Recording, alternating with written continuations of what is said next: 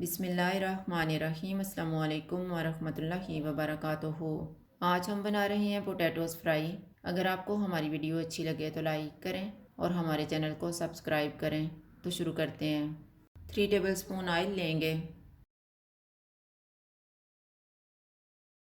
Oil गर्म हो गया, इसमें चॉप किया हुआ 1 टीस्पून लहसुन डालेंगे।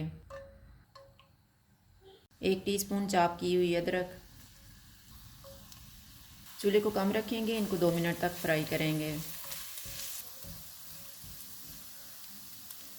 हाफ़ टी स्पून राई दाना डालेंगे। 1 टीस्पून कुटा हुआ ज़ीरा। 1½ टीस्पून कुटा हुआ धनिया। 1 टीस्पून कुटी हुई लाल मिर्च। 1/4 टीस्पून हल्दी पाउडर। हाफ़ टी स्पून आमचूर पाउडर। नमक हस्बे ज़ायका। इनको 1 मिनट तक भूनेंगे।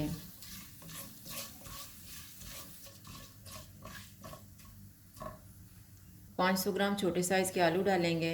आलू को मैंने उबाल के छीन लिया है।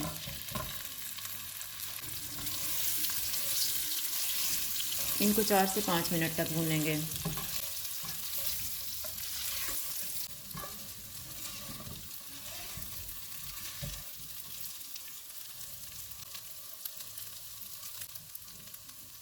मैंने इनको 4 मिनट तक भूना है। अब हम चूल्हा बंद कर देते हैं। इनके ऊपर सब्ज़ धनिया डालेंगे।